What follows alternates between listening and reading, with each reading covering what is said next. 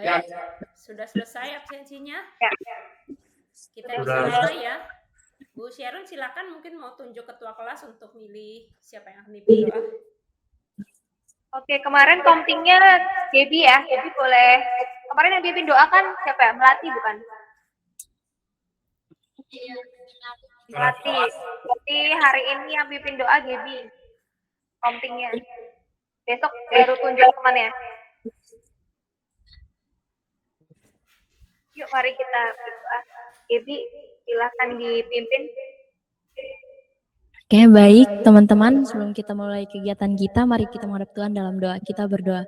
Tuhan Yesus, terima kasih karena Engkau telah menjaga kami dari rumah kami hingga di tempat ini. Sekarang kami akan mulai kegiatan kami, kiranya Engkau memberkati kami dan apa yang kami belajar hari ini. Hanya dalam nama Tuhan Yesus, haleluya, amin. Amin. Amin. Terima kasih Gaby. Ya, silakan Bu.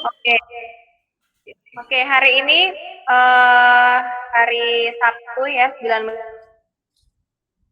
kita akan belajar komposisi titik, garis, dan bidang. Kemarin kan teman-teman sudah belajar ini ya, aturan-aturan desain grafis atau prinsip-prinsip desain grafis seperti apa. Sekarang hari ini kita belajar mengenai elemen-elemennya, elemen-elemen pembentuk di dalam desain itu apa aja sih? Nah, boleh lanjut tuh, slide selanjutnya.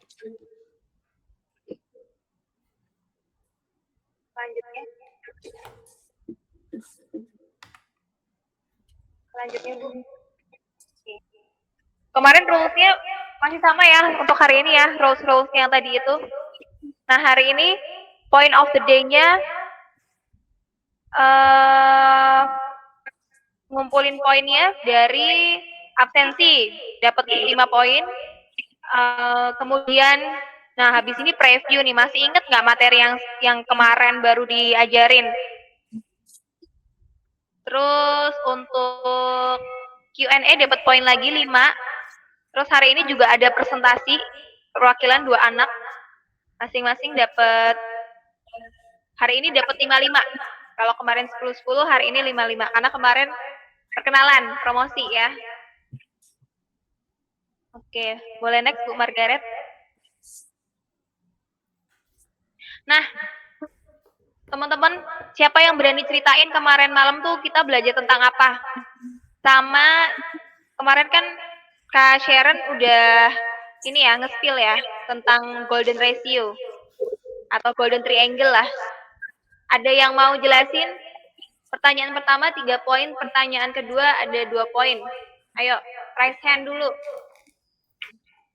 Siapa yang mau jelasin? Kalau enggak, Kak Sharon tunjuk.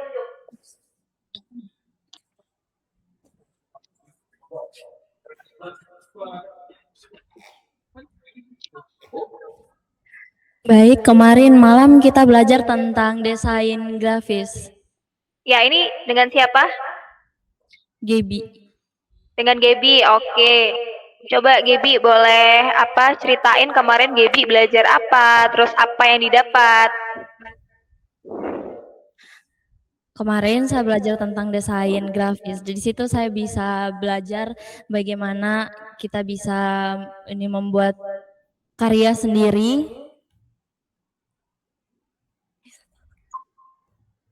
Dan di situ juga saya belajar untuk menyusun elemen seperti tipografi, gambar, warna, dan bentuk untuk menyampaikan pesan secara efektif. Oke, terima kasih. Berarti kemarin aku lengkapin sedikit ya, Gaby belajar desain grafis tuh desain grafisnya tentang aturan-aturan mendesain atau prinsip-prinsip mendesain. Betul ya? Ya, Kak. Nah, karena kemarin kita mengawali dengan belajar aturan-aturan dalam mendesain, gimana sih mendesain yang ideal tuh, gitu kan? Itu kita pelajari macam-macam prinsip-prinsipnya. Coba sebutin salah satu prinsipnya, Gaby, apa aja? Satu. Masih inget nggak? Baru kemarin loh.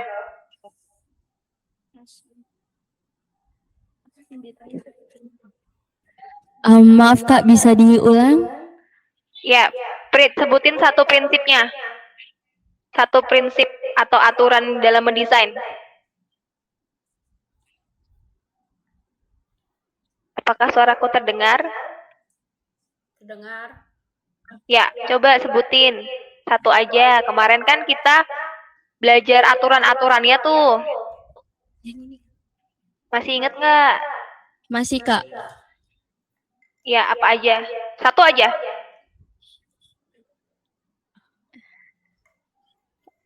Hierarki. Ini seada. Betul. Hierarki ya. Oke. Terima kasih Gaby, 5 poin ya. Iya, Terus Kak, sama-sama. Oke, terus pertanyaan kedua, siapa yang mau jawab? Apa itu golden ratio?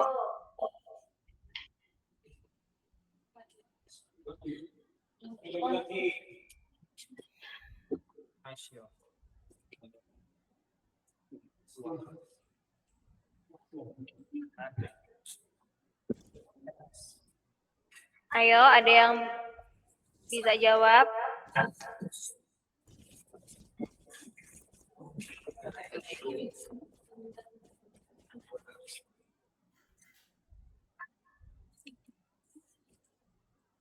Atau belum ada yang sempat googling nih? Googling sekarang nggak apa-apa, buruan. 2 poin, lumayan.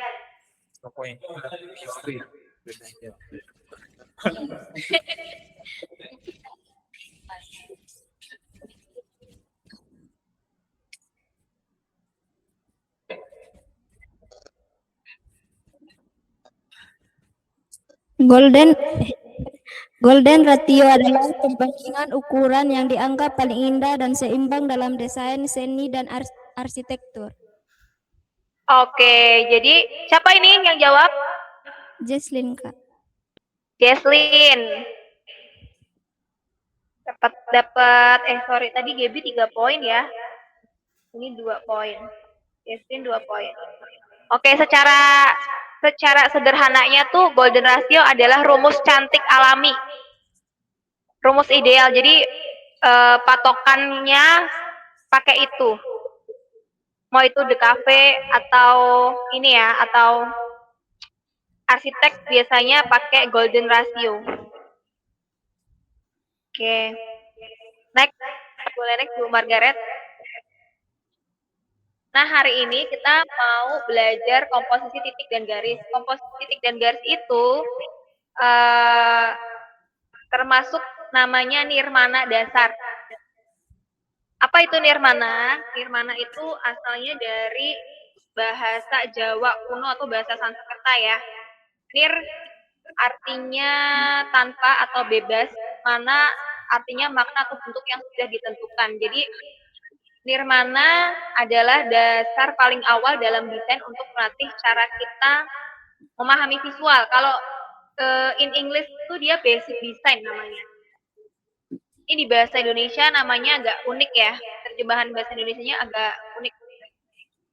Jadi nirmana adalah latihan dasar untuk membangun cara berpikir visual, fondasi penting agar desain itu nggak cuma bagus tapi juga terstruktur. Nah, kenapa sih harus mempelajari nirmana gitu ya teman-teman?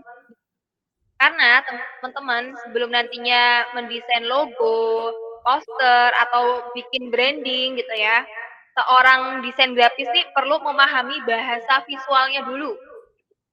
Sama seperti halnya belajar huruf.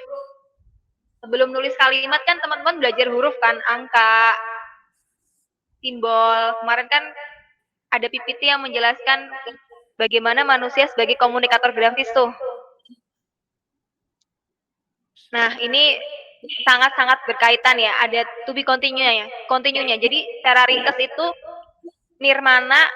belajar nirmana membantu desain grafis memahami bagaimana elemen visual itu disusun supaya enak dilihat, terus punya nilai estetika, meskipun awalnya nggak mewakili bentuk atau makna tertentu.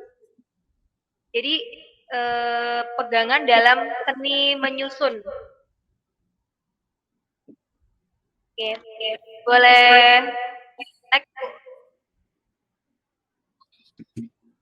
Maaf Bu Margaret, aku agak kelewatan, boleh slide sebelumnya. Nah, nirmana nih ada dua ya, dwimatra sama trimatra. Dwimatra itu bidang. Kalau trimatra itu dia ruang gempal atau ruang yang bervolume. Atau bahasa kerennya 2 dimensi, 3 dimensi. Seperti itu. Boleh next Bu Margaret.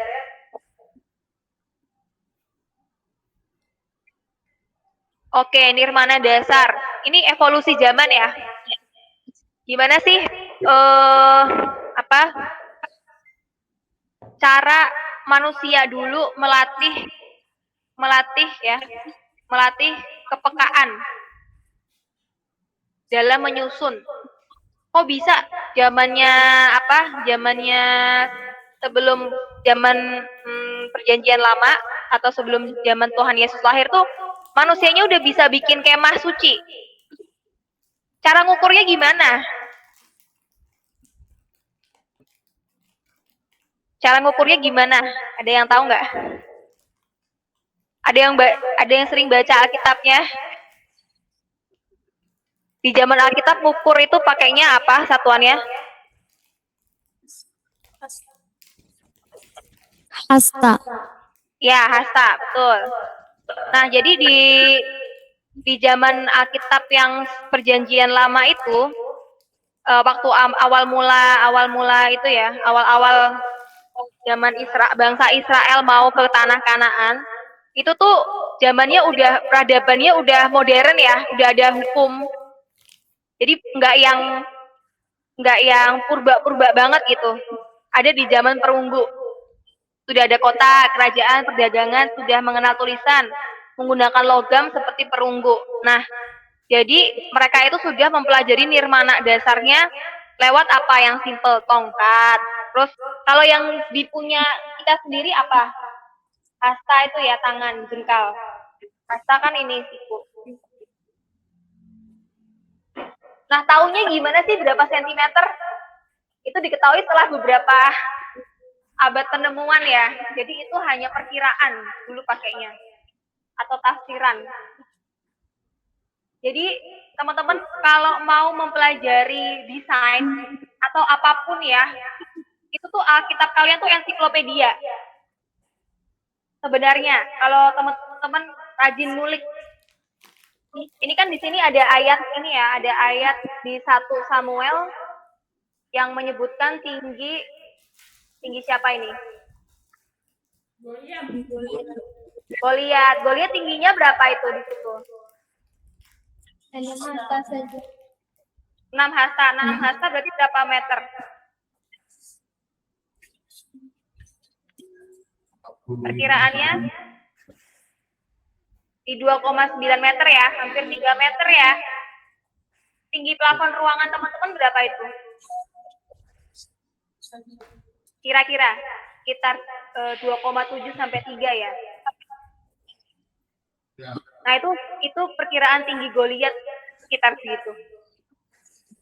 Jadi dia tinggi banget ya. Nah, itu cara orang kita atau leluhur kita dulu belajar nirmana. Oke, Bu Margaret boleh next.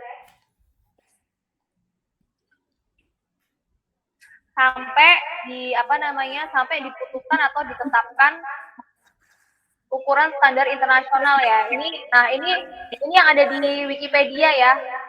Sampai setelah penemuan teknologi segala macam, akhirnya hasta itu dikonvert sekitar 45 tadi kan 45 cm ya, 48 sampai dengan 57. Satuan yang dipakai ukuran panjang yang dipakai bangsa Israel ya zaman dulu. 1 jengkal, 1 L, 1 mil.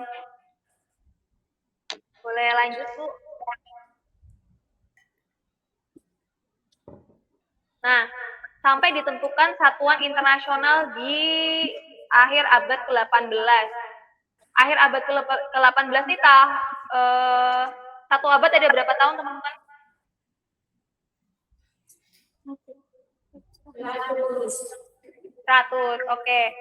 hitungannya kalendernya kalender Masehi ya. Jadi kalau teman-teman pengen nge-breakdown timeline atau pengen mempelajari lebih dalam tentang desain grafis, itu kan hitungannya pakai kalender Masehi. Ya, berarti tahun pertama itu ditafsirkan tahun ketika Tuhan Yesus lahir ke dunia. Itu hitungannya tahun 1. Tapi kalau SM sebelum Masehi itu tahun minus 0 hitungannya. Jadi atau dikatakan sebelum Masehi. Nangkep gak ya? Bingung nggak?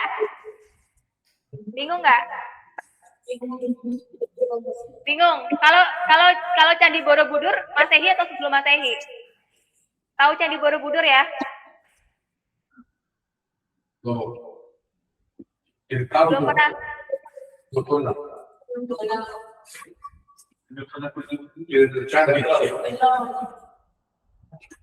Pada nggak tahu Candi Borobudur.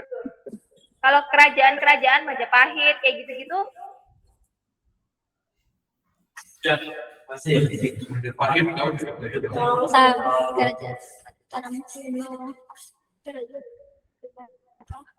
Oke, kalau Candi Borobudur itu hitungannya 8, berarti hitungannya Masehi.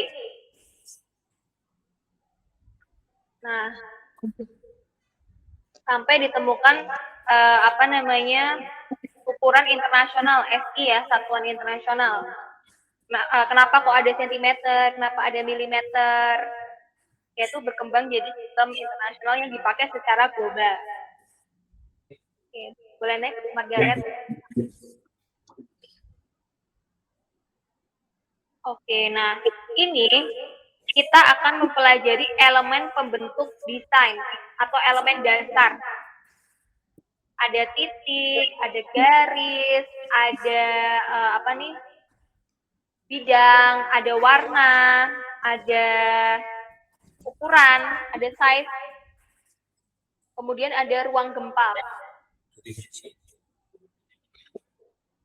Kalau jangan bingung ya, kalau kemarin kita belajar aturan-aturannya atau prinsip-prinsip dalam mendesain yang ideal itu gimana.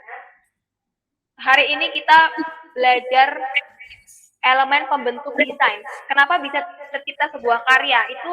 Itu dia elemennya ada titik, ada garis, ada bidang, ada warna, ada ukuran, ada ruang gempal. Oke, boleh next, Bu Margaret.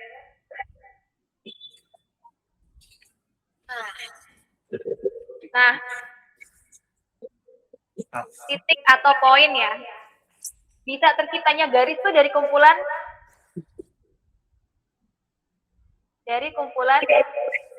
titik. Oke. Jadi titik itu merupakan elemen visual yang paling sederhana lah. Nah, dalam sebuah karya tuh titik sering ditampilkan secara berkelompok kayak gini nih ya. Dengan susunan, jumlah, dan kepadatan tertentu nih, ada sisi terang, ada sisi gelap. Kan? Oh, boleh next, Bu. Kalau evolusinya di dalam Nusantara atau perkembangannya, titik juga bisa ditemukan di batik, terus di ornamen-ornamen Dayak. Kalau di Papua ada di body painting, tato, terus tenun Nusantara. Kalau di NTT titik ada toh? Ada ya. Itu jadi jadi ornamen atau elemen lah. Jadi kalau di Indonesia ini budaya titik paling mudah ditemukan di dalam batik ya, melalui kalau di batik itu namanya cecek atau isen-isen. Bedanya kalau sama suku aborigin, jadi titik itu pertama kali ditemukan di suku aborigin. Ada yang tahu suku aborigin dari mana? Dari Papua. Dari mana? Australia. Betul, pasti tahu dari lagu ya. Oke. Boleh next, Bu Margaret. Nah, ini contoh penerapannya di dalam sebuah karya. Makanya ada yang namanya karya pointillisme. Yang paling terkenal nih yang sebelah kanan ya, itu ada lukisan terkenal pada abad atau pada tahun tersebut ya, di tahun 84 sampai 86 itu lukisan A Sunday Afternoon on the Island of La Grande Jet. Minggu sore di Pulau La Grande Jet. Ini medianya dia pakai kanvas, terus tekniknya pointillisme pakai cat minyak. Jadi itu detail banget ya, karena metodenya di titik-titik, bukan di kuas ya, tapi di titik. Jadi kuas di total. Nah itu kan bisa kelihatan titik gelap terangnya. Kalau yang di sebelah kiri itu perpaduan ya pointillisme sama teks pixel. Kayak ada shadow gitu. Nah, karya ini itu dibuat di media ukuran 2 meter, 8 cm kali 3,1. Bisa bayangin ya teman-teman berapa lama itu proses bikinnya? Karena besar, 2 meter kali 3.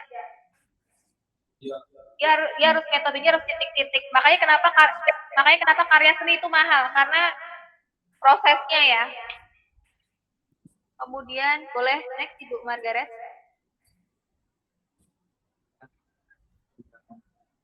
Oke. Dari titik-titik terbentuklah garis. Kumpulan titik-titik itu jadi garis. Garis itu terbentuk dari titik yang bergerak memanjang ke arah tertentu. Elemen ini memiliki sifat satu dimensi yang mengandalkan aspek panjang. Nah, garis ini ada 2 jenis ya, garis nyata dan semu. Makanya di sini ada gambar yang jelas, ada gambar yang agak sedikit kabur. Nah, macam-macam garis. Garis putus-putus, garis lengkung, garis bergelombang, garis vertikal, horizontal, dan diagonal. Itu poin kedua pembentuk sebuah desain. Selanjutnya Bu Margaret. Nah, ini pengaplikasiannya ya, dan evolusinya. Jadi garis pertama kali digunakan itu dalam heliograf zaman Mesir. Kemudian di relief candi. Kalau heliograf ini dalam Mesir di abad 19. Ada yang tahu nggak di sebelah ini tuh ini kan relief candi ya. Ada yang tahu abad berapa? Pertanyaannya kok sulit-sulit kita share. Kita mempelajari timeline ya. Jadi biar teman-teman juga kebayang cerita asal awal mulanya kenapa ada sebuah desain, kenapa ada terciptanya logo segala macam, awal mulanya itu dari sini toh.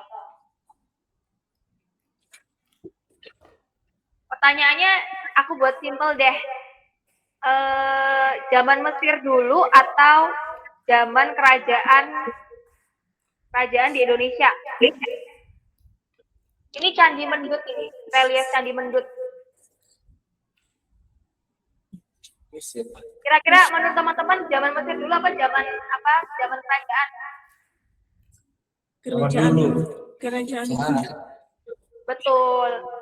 Artinya apa teman-teman? Ternyata Indonesia tuh peradabannya udah lebih maju ya, ketimbang negara di luar sana sebenarnya. Ini Candi Mendut ini reliefnya di abad ke-8. Berarti ada 11 gapnya 11 abad. Panjang ya gapnya. Betapa kerennya Indonesia zaman dulu. Harusnya sekarang juga lebih keren ya nanti ya. Teman-teman yang bikin keren. Sudah. Nah, boleh next Bu Margaret. Oke, dari titik terus disusun jadi garis memanjang, terus terbentuklah sebuah bentuk atau bidang. 3 bentuk dasar. Apa aja? Bulat segitiga kotak panjang. Bulat segitiga kotak. Oke. Kalau di dalam desain grafis tidak ada kata bulat. Kita samakan satu bahasa ya. Namanya lingkaran segitiga bujur sangkar. Ya. Lingkaran segitiga bujur sangkar. Ini adalah 3 bidang atau bangun dasar. Asal usulnya dari mana, Kak? Kalau aku cari di Wikipedia, nggak ada siapa yang men-state ini teorinya siapa ya. Jadi memang sudah dari nature-nya, dari alamnya, manusia itu lebih mudah mempelajari bentuk-bentuk sederhana. Jadi ditetapkan bahwa 3 bentuk dasar ini menjadi acuan dalam membentuk komponen bidang yang lainnya atau kayak bidang 3 dimensi yang lainnya gitu. Kalau contoh alami atau yang ada di sekitar lingkungan teman-teman apa yang segitiga? Yang ada di alam? Rumah. Apa? Rumah.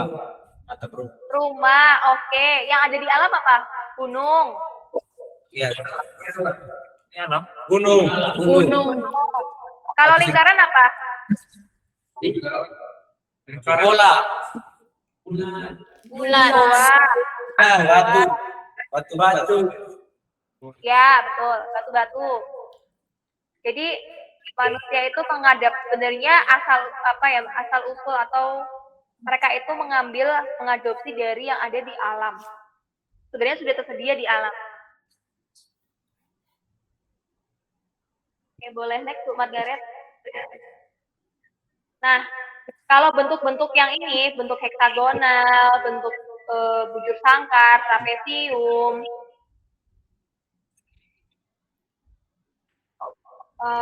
jajar genjang, itu perpaduan dari bentuk apa? Segitiga. Segitiga sama bujur sangkar ya. Kalau trapesium, perpaduan tiganya. Segitiga ya ada, segi juga ada karena dia sudut ya. Lingkaran juga ada karena dia lingkaran. Boleh next Bu Margaret.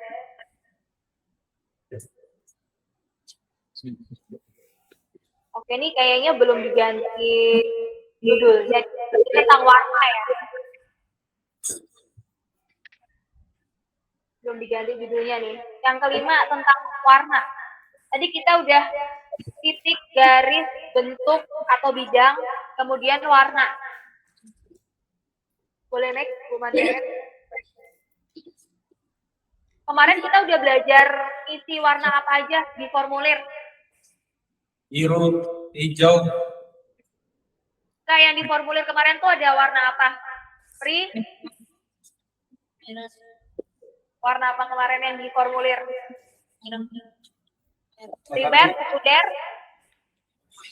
tersier. Teman-teman kan menentukan mana warna yang mendominasi, mana warna yang menjadi aksen, mana warna yang menjadi aksen kedua. Kalau warna itu sebenarnya dasarnya ada berapa? Warna dasar itu ada berapa? 3. Apa aja? Merah, kuning, biru. Kalau merah, kuning, hijau lagu ya. iya, Kalau hijau perpaduan dari apa? kuning dan biru. Betul. Kalau ungu? Biru dan merah. Betul. Kalau pink? Merah. Merah dan Putih. putih. Oke.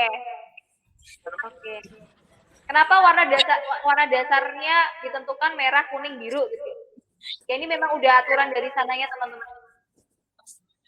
Itu. Oke, boleh next Bu Margaret. Nah, kemarin itu kan ditemukan apa namanya? Desain pertama kali itu kan di dalam goa ya, dan itu kan pigmennya pakai mangan atau warnanya coklat, kuning coklat ya. Jadi kalau pigmen pertama yang digunakan manusia itu merah, kuning, coklat. Sumbernya dari mineral. Mineral seperti besi, besi kan kuning-kuning coklat. Jadi itu pigmen pertama yang digunakan manusia. Tapi kalau pigmen tertua apa? Pigmen tertua yang ditemukan. Warna apa itu? Merah Warna muda. biru. Merah muda, ya. Sama seperti logonya Biok. Pink, karena itu ada reasonnya, ada alasannya. Karena itu pigmen tertua ya. Jadi ini pigmennya tuh kenapa bisa muncul warna pink atau bright pink, merah muda, ditemukan pada batuan sedimen laut berusia 1,1 miliar di Mauritania atau Afrika Barat. Berasal dari fosil klorofil mikroorganisme purba. Nah, yang membentuk warna pinknya ini tuh karena adanya bakteri, teman-teman. Jadi bakteri ini bersumbangsi membuat pigmen. Keren ya? Ternyata alam kita itu kaya. Agak. Oke, boleh next. Nah, yang kelima ada tekstur. Sharon ulang lagi. Ada titik, ada garis, ada bidang, ada warna, ada tekstur. Tekstur tuh apa? Kalau penglihatan itu pola, tapi kalau kita pakai indera peraba tuh ada kayak contohnya nih background PPT-nya hari ini kan bertekstur ya, titik-titik. Nah, tekstur kurang lebih. Kalau di dalam sebuah karya seni, tekstur juga berperan untuk memberikan experience indera peraba. Oke, boleh next. Nah, yang keenam ada ukuran. Di dalam mendesain, teman-teman juga harus memahami namanya ukuran. Jadi, aku mau bikin desain sebuah karya seni nih. Medianya apa, ukurannya berapa. Sharon ngambil contoh sederhana ya. Contohnya medianya kertas. Kertas yang kemarin dipakai teman-teman untuk kerjain apa? Tugas tuh ukurannya berapa? M4. A4. Oke, A4 ukurannya berapa? Berapa cm kali berapa cm?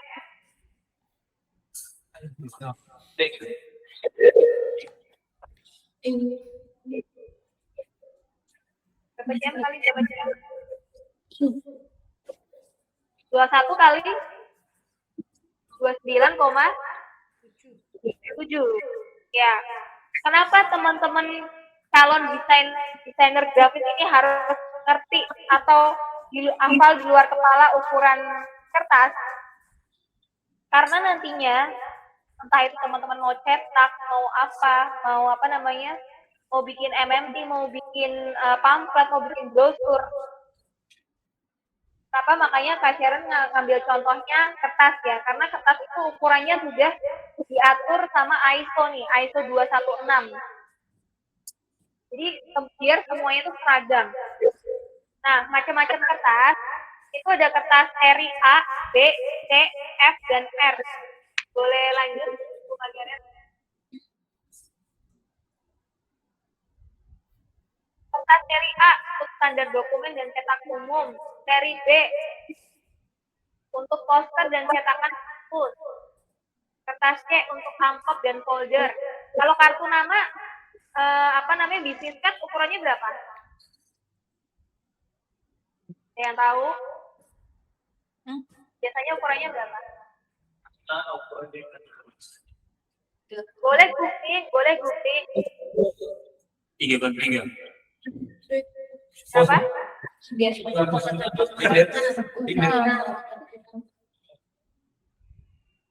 kali? 3 kali 2. 9 kali 2 kecil banget. Cuma muat nomor handphone. 3 kali 6 kecil. Coba Bu, ada yang bisa bukti nggak berapa kali berapa? Udah 8. Ukuran kartu nama. 9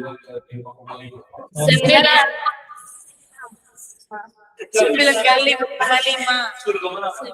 Oke, 9 kali 5,5 ya.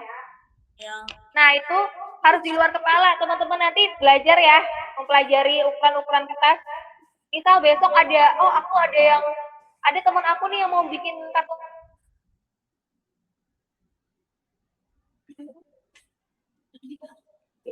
Jadi harus ngerti karena nanti teman-teman kan harus menyerahkan itu ke vendor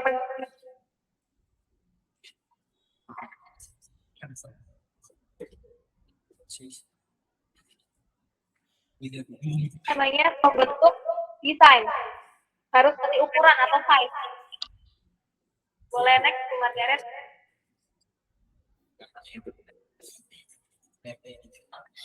Nah, untuk kertas seri F ini biasanya dipakai di kantor-kantor kalau kebutuhannya misal buat sertifikat, terus kayak butuh ukuran yang lebih panjang dari A4, itu biasanya pakai F4. Kemudian kalau kertas seri R untuk apa? Oh, ini kok belum bikin. Fotografi. Ini salah ya gambarnya ya. Iya, gambarnya salah. Kertas seri R untuk apa? Fotografi. Jadi kalau mau teman-teman mau cetak, fotografi itu kan juga bagian dari DKV ya. Nanti kalau teman-teman ambil DKV, itu nanti akan dapat pelajaran fotografi. Nah, kalau misalkan teman-teman pengen jadi fotografer, mau cetak foto harus ngerti ukuran kertasnya.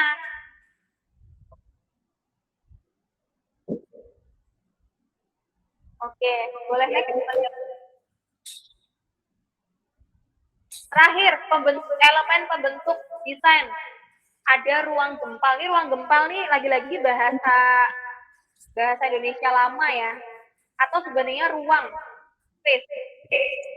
Gempal itu artinya padat. Padat ya. Jadi bervolume. Itu kan dari titik, garis, bidang, warna, tekstur, terus ukuran, kemudian membentuk ruang. Dari kumpulan ruang akhirnya terbentuklah karya desain. Jadi ruang yang disusun itu terbentuklah karya seni atau sebuah desain. Itulah elemen pembentuk sebuah karya desain. Nah, kalau di sini definisi gempal itu kan ya bukan kolom atau 3D, karakteristik gempal, ruang atau menempati ruang. Jenis ruang gempal ada 2 ya, Sumatera dan Sumatera. Kemarin ada yang ingat nggak belajar apa? Ruang apa kemarin? Yang wet space itu?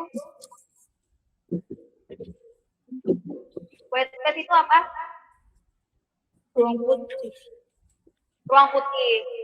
Jadi penting juga, itu kan kemarin masuk ke aturan desain ya. Boleh nggak desain satu kanvas itu isinya desain atau tulisan gambar-gambar semua? Kan kurang ideal ya teman-teman. Mesti ada white space-nya supaya itu menjadi balance. Nah, penerapan ketujuh elemen tadi itu secara seimbang akan menghasilkan karya yang dapat diterima dengan baik secara visual.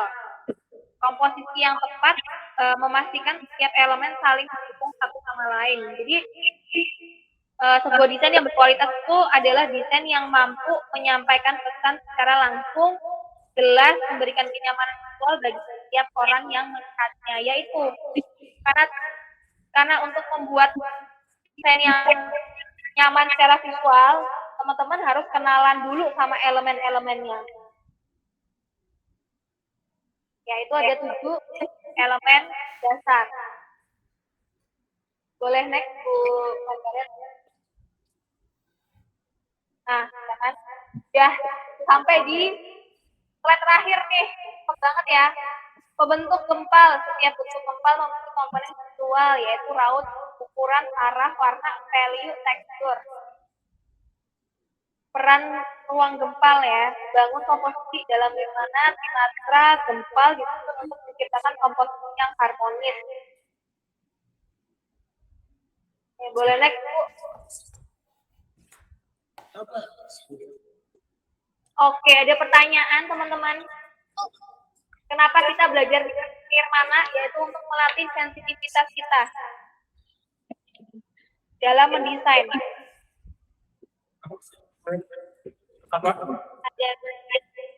Ya, itu siapa yang angkat tangan? Apa dia cuman ini aja, ngulet aja? Bertanya. Wah, jadi tahu bertanya apa. Enggak tahu. Ah, bukan angkat tangan tadi. Oh, Kenapa? bukan angkat tangan. Iya, mau. Maksudnya ulang. Aku kira udah seneng loh, udah angkat tangan kok. 5 poin nih. Tanya apa aja deh. Tapi yang berkaitan sama materi hari ini ya. Ada yang masih bingung nggak bagian mana, teman-teman? Kalau masih bingung, aku jelasin ulang.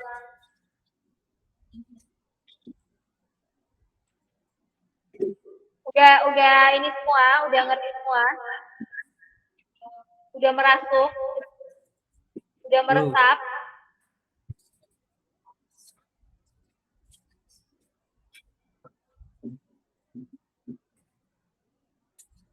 Gak ada yang mau nanya. Kalau nggak ada yang mau nanya, Kak Sharon tanya balik. Kak Sharon tunjuk aja ya. Ada yang mau bertanya? Ada. Kamu tanya. Ya, siapa namanya? Saya mau bertanya tentang bagaimana cara menentukan tekstur. Namanya? Terus ini Ian. Ian. Ya. Pertanyaannya? Bagaimana cara kita untuk menentukan tekstur? Cara menentukan tekstur. Ya.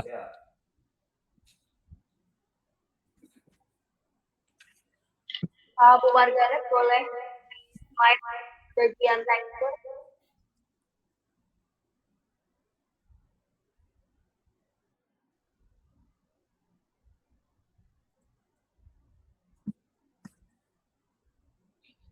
Yang ini, Bu. Ya, betul.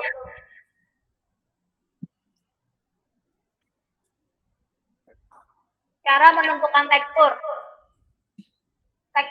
Aku tanya balik dulu deh, tekstur yang Ian tahu apa? Yang Ian tahu?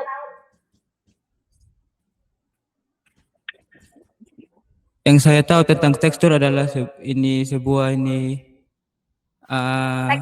tekstur yang Ian tahu sehari-hari. Kainnya Ian, bajunya iya. Ian tuh teksturnya apa? Lembut, tebal, halus, kasar. Ya. Tebal, halus, tipis. kasar, tipis. Terus apa lagi? Lembut. Lembut. Nah, cara menentukan tekstur gimana? Dikasih kedalaman. Kasih perbedaan atau elevasi. Makanya dia ada kayak kasarnya.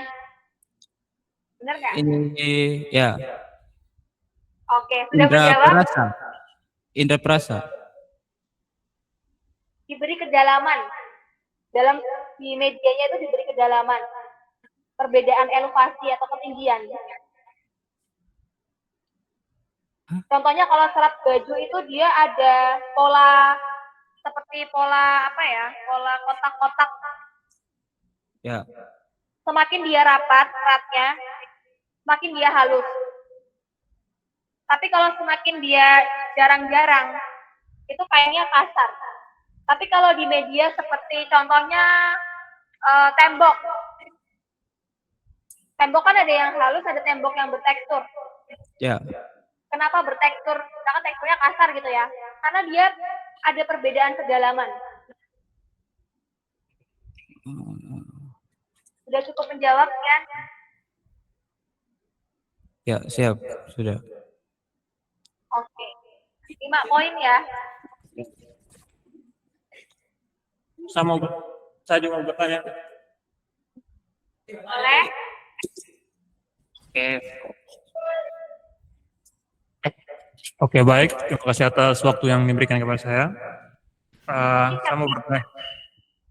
Saya atas nama Yohan. Saya mau bertanya. Yohan.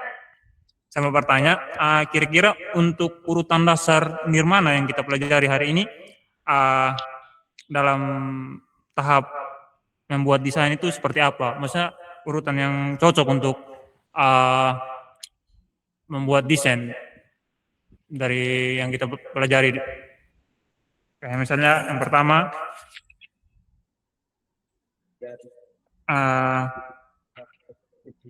ada titik, garis, bentuk, warna, tekstur, ukuran, dan ruang. Kira-kira yang cocok, maksudnya yang cocok untuk dalam membuat desain itu. Sekian dari saya. Oke, kalau pertanyaannya yang cocok bagaimana? Karena desain itu terkait feel ya, feel atau sense. Kalau ditanya yang cocok apa enggak, feel sense itu kan selera. Tergantung desainernya. Jadi dari elemen itu, teman-teman bisa belajar menata. Gak mesti semua elemennya dipakai. Tapi itu merupakan, keseluruhan itu merupakan elemen pembentuknya. Udah nangkep belum? Contoh ya. Contohnya misalkan mendesain kursi, misal. Elemen pembentuk kursi apa? Kursi yang teman-teman dudukin. Ada bentuk apa aja itu? Kan dia tidak membentuk ruang toh, hanya kerangka toh. Benar nggak? Benar. Kursi. Oke, coba sebutin Ian, ada bentuk apa aja di kursi? Maksudnya ada elemen apa aja di kursi? Titik ada. Sekrup itu kan titik. Garis. Garis itu kan kerangkanya. Bidang, bujur sangkar itu kan alas untuk duduknya sama sandarannya. Garis titik. Ya. Jadi kalau ditanya yang cocok bagaimana, tergantung dari desainnya, kita mau bikin karya yang seperti apa, dan tidak semua elemen itu dipakai. Kalau kursi itu kan dia nggak ada ruang gempalnya karena kan dia kerangka. Kira-kira pendekatannya bisa menjawab pertanyaan. Sudah bisa. Oke, kebayang ya. Oke, Bu. Baik. Jadi nggak semua elemen dipakai, tapi kita harus mempelajari semua elemen dasarnya. Oh, ternyata dalam membentuk sebuah karya desain itu ada namanya titik toh. Titik itu kalau digabungin jadi garis toh. Garis-garis digabungin tuh jadi bidang toh. Bidang-bidang itu tuh ada elemen warnanya, kemudian ada teksturnya diberi kedalaman. Kemudian dari kumpulan bidang-bidang itu membentuk ruang toh. Dari ruang itu kan ditata, seni menata. Situ. Saya mau tanya. Ya. Jadi kalau ditanya balik lagi, yang cocok seperti apa urutannya, yaitu tergantung sense atau feeling. Makanya hari ini tugasnya adalah melatih sensitivitas. Yang dilatih apa dulu? Yang dilatih hari ini bagaimana cara mengukur. Kalau zaman boleh di next, Bu Margaret. Oke, boleh di next. Next lagi, Bu. Ya. Mau tanya. Nah, hari ini tugasnya berkaitan sama pertanyaannya Ian. Good question. Jadi hari ini kita balik lagi ke zaman Alkitab ya, zaman bangsa Israel. Dulu mereka mengukur. Hari ini kita tugasnya adalah melatih sensitivitas dalam mengukur. Kita jiplak tangan kita sendiri di lembar kerja yang sudah disediakan. Yang dikerjakan di saat ini adalah yang bagian tangan. Jadi teman-teman nanti jiplak tangan kanan kirinya, kemudian ini kan ada ruas-ruasnya tuh, ruas-ruas jari. Itu diukur pakai penggaris. Ukur jarak. Ya, betul, mengukur jarak. Iya. Penggaris. Sudah tersedia ya? Belum. Oke. Nah, Kak Sharon kasih panduannya dulu ya cara mengerjakannya. Jadi, itu kan teman-teman menjiplak dulu ya pakai pensil. Jangan terlalu rapat karena bisa harus kasih notasi angkanya. Jadi ketika menjiplak agak dibuka selebar mungkin. Kalau misalkan berdiri seperti ini sempit atau kurang lebar, boleh landscape. Boleh landscape. Ukur itu mana? Kalau berdiri boleh landscape ya, senyamannya teman-teman. Nah, cara mengerjakannya, teman-teman kan harus memberikan notasi angkanya berapa cm. Siap. Di situ ada panduan garisnya. Bu Margaret boleh sedikit ditunggu bagian garis sedikit. Oh, ini baru bisa. Oke, baik. Itu cara memberi batasan. Ukurnya dari titik mana sampai titik mana. Nah, tanda yang miring seperti ini itu batas. Mulainya dari mana, batasnya sampai mana.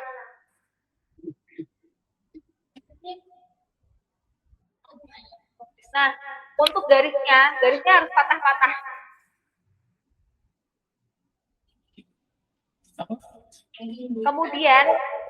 Kemudian kalau arah, jadi harus dikasih arah utaranya mana ya. Kalau arahnya ke atas, berarti tulisan anotasi angkanya juga menghadap ke atas. Jadi kalau yang di samping ini tulisannya miring seperti ini, salah ya. Jadi supaya yang membaca itu enggak bolak-balik kertas. Jadi satu arah. Kalau misal kertasnya landscape seperti ini ya berarti utaranya kan di sini. Berarti angkanya yang menghadap ke sini. Sama seperti yang di PPT. Kalau ukurannya Kemudian kan kita ada garis, ada ini ya, ruang lengkung nih. Bagian sini. Cara mengukurnya kalau yang bawah itu salah ya teman-teman. Jadi kita harus ukur satu persatu. Ini ke sini berapa, gap antara dari ini ke sini berapa, ini ke sini juga berapa, baru nanti ditambahkan semuanya. Sudah mengerti. Saya tidak. Oke. Sampai sini ada pertanyaan?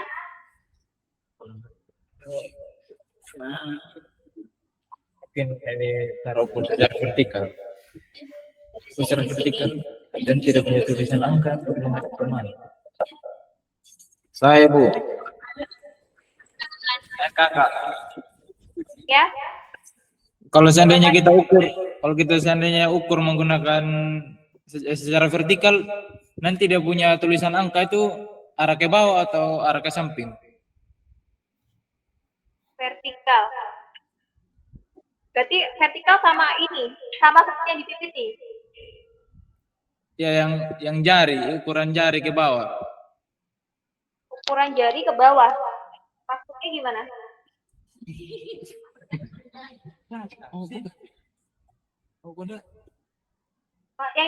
Yang dimaksud gimana? Yang bingung gimana yang bingung? Bingungnya di mana? Dari bawah kan? Kalau ukur dari bawah ke atas. Kita ukur itu dari bawah atau dari atas? Ah, Ngukurnya dari bawah dulu atau dari atas gitu kan? ya. Nanti dia punya angka kita tulis, misalnya kita ukur ke bawah, tulis dia punya angka jo. Oke. Ya, Kita tentukan. Oke, kita tentukan sama-sama ya. Dari atas ke bawah. Dari sini. Dari sini. Dari Dari sini. mana? Dari atas ke bawah. Oke. Thank you, Bu. Sama-sama. Ada yang masih bingung? Dari atas ke bawah.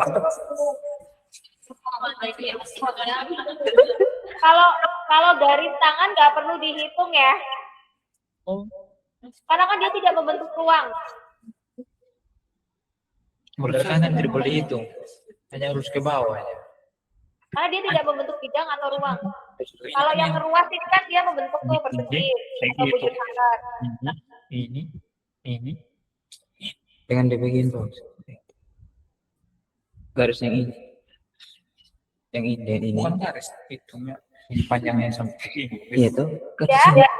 Itu yang sini. Dengan yang sini. Bukan. Ini apa? Ini bertangan.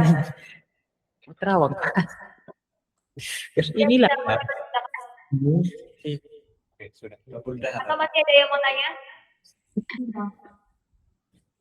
Ada Mister, Bu? Ah, ini kok masih cek. Kan pakai pensil. Uang gue Kita ukur aja. Mana ruang? Bagaimana? Gas. Tolong ruang. Tidak mencepat. Hah? Apa? Kalau dari kanan. Halo, apa ada yang mau bertanya lagi atau sudah mulai bisa dimulai? Kita boleh.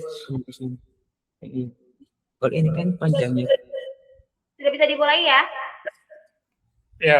Ah, belum. Oke. Waktunya 30 menit ya teman-teman. Nanti dua anak testimoni. Presentasi. Testimoninya gini. Yang aku rasakan setelah mengukur apa? Jadi punya sensitivitas lebihkah atau bagaimana? Terus benefitnya apa? Manfaatnya teman-teman mengerjakan ini, mengukur tugas hari ini. Misal nanti contoh testimoni presentasinya. Dari tugas hari ini, misalkan Yowan bisa lebih sensitif dalam mengukur sebuah benda. Misal, kira-kira manfaatnya secara pribadi. Ulang Ibu. Apa? Ulang Ibu. Ya. Jadi nanti presentasinya lebih ke testimoni.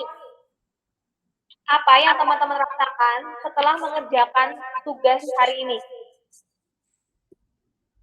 Jadi jawabannya nggak bisa sama kan? Itu kan yang teman-teman rasakan sendiri. Karena pada dasarnya tugas hari ini adalah melatih sense, melatih feel, melatih kepekaan teman-teman sebagai desain grafis. Jadi teman-teman juga dituntut belajar terampil mengkomunikasikan apa yang teman-teman rasakan. Itu apa yang saya rasakan ini? Apa yang saya rasakan? Oke. Sampai sini ini ya, dapat poinnya ya.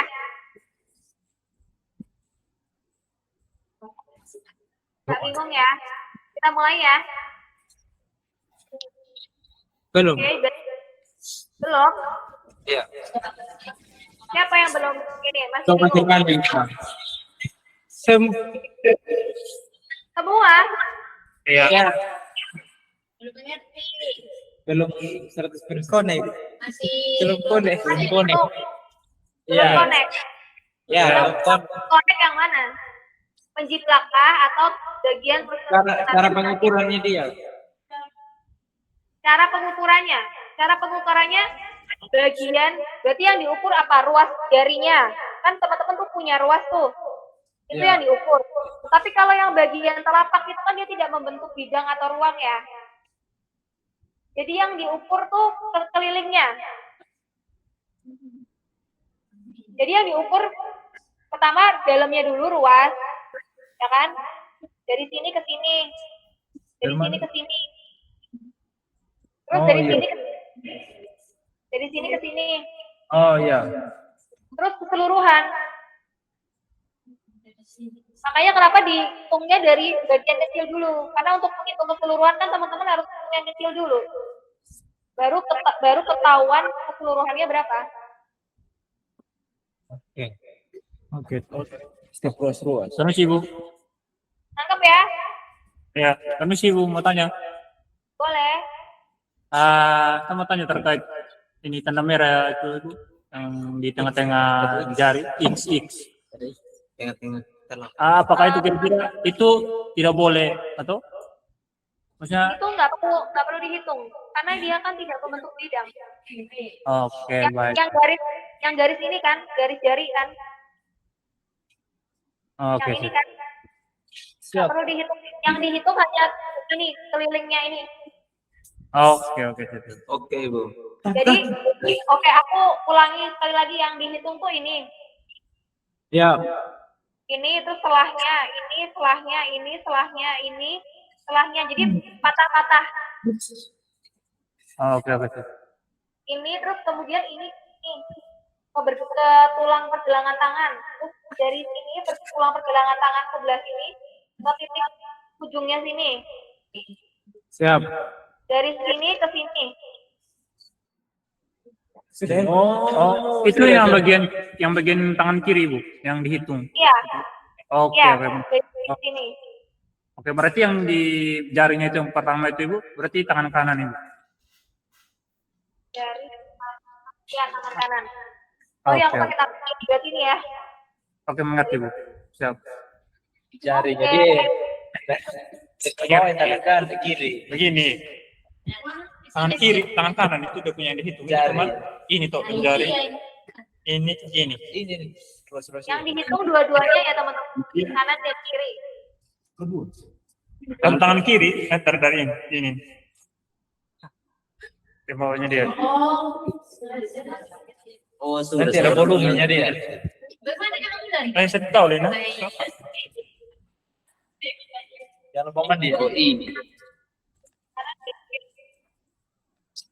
Yang Ini doang aja. Ya.